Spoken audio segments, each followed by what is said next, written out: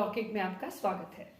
तो आज हम जिस घर के बारे में बात कर रहे हैं वो है हमारा चौथा घर हमारी कुंडली का। That is the fourth house in our kundli. Fourth house हमारी कुंडली का एक केंद्र स्थान है। It works like a pillar in our life. चौथा घर हमारे जिंदगी की हमारा सुख स्थान है, हमारे मन की शांति, हमारा पीस ऑफ माइंड, हमारा emotional state of mind.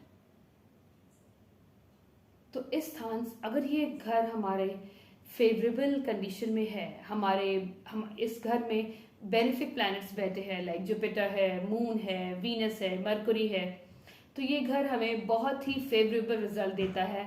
As we talk about the property, as we talk about the vehicles, all the materialistic जितनी भी चीज़ें हैं, मटेरियलिस्टिक कंफर्ट्स, वो हम इस घर से देखते हैं। अगर हम रिलेशन की बात करते हैं तो ये घर हमारी माँ का स्थान है। हम अपनी मदर के साथ हमारा रिलेशन, मदर की हेल्थ, मदर की लाइफ के बारे में अगर हमें जानना हो तो हम अपने कुंडली के फोर्थ हाउस से ले सकते हैं वो सारी इंफॉर्मेशन। अगर हम बॉडी पार्ट की बात करते हैं तो fourth house represents our lungs, our heart and our chest area. So जब फेवरेबल कंडीशन में फोर्थ हाउस होता है, फेवरेबल प्लैनेट्स इसमें बैठे होते हैं, ये फेवरेबल प्लैनेट्स का एस्पेक्ट होता है, तो ये घर हमारे फेवर में काम करता है और हमें मटेरियलिस्टिक कंफर्ट्स, हमें प्रॉपर्टी, हमें हर चीज़ मिलती है हर लग्जरी मिलती है जो हम डिजायर करते हैं। अब बात करते हैं malefic planets. Those are Saturn, Mars, Rahu and Ketu. जब ये हमारी कुंडली के चौथे घर में बैठते हैं या इनका एस्पेक्ट भी होता है तो कहीं ना कहीं ये हमारे पीस ऑफ माइंड पे इनका एक बहुत गहरा असर होता है, हमारे मन की शांति, हमारे घर में, क्योंकि फोर्थ हाउस हमारा डोमेस्टिक हार्मनी, हमारा डोमेस्टिक पीस है। मेरा जो निवास स्थान है उसके बारे में अगर हमें जानना है कि भाई जिस घर में रहती हूँ वहाँ का एनवायरनमेंट कैसा है, that tells the fourth house. Fourth house gives the information.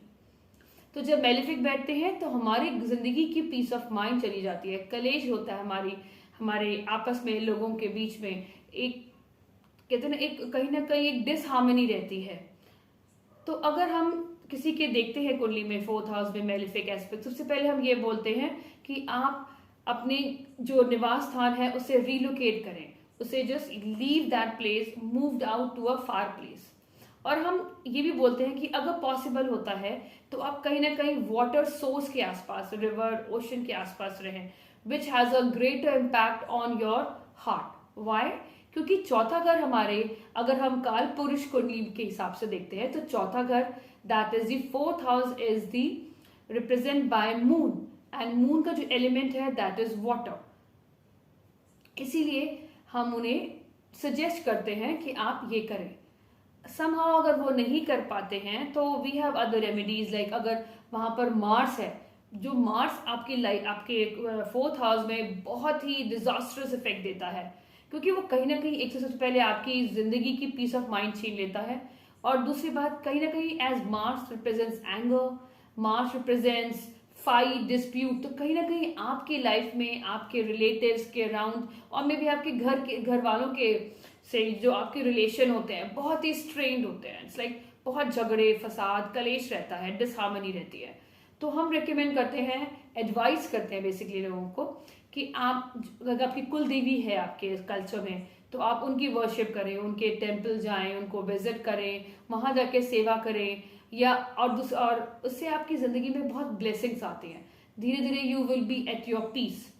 अगर आप दूसरा हम कहते हैं कि अगर श्राद्ध पक्ष जो होते हैं, जो पितृपक्ष, उसमें आप जिनका मार्स होता है तो we highly advise them to do pitru puja with whole heartedly dedication के हिसाब से करें, क्योंकि अब पूरे 15 दिन करें और आप धीरे धीरे अपनी जिंदगी में वो सुख और शांति और जो पितरों की जो कृपा होगी, उनकी जो ब्लेसिंग्स होगी, आप ग्रो करेंगे, you feel better, you feel at peace. Now if you talk about Saturn is also a very malefic planet, और सैटर्न भी आपको कहीं ना कहीं बहुत दुख और दर्द देता है। तो आप, अगर हम उसे माँ रूप में कहते हैं सैटर्न की, अगर हम माँ रूप को माने तो है माँ काली। आप माँ काली की पूजा करें। Now if you talk about Rahu जिस घर में बैठता है उस घर में तो प्रॉब्लम देगा ही देगा, तो इट्स बेटर टू रिलोकेट उसके बाद ही परेशानी आ रही है तो आप माँ दुर्गा की पूजा करें, आप उनकी शरण में जाएं, उनकी ब्लेसिंग्स लें।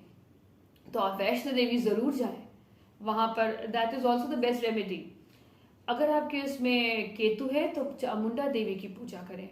सन we consider it as a malefic, a mild malefic, not a pure malefic, mild malefic.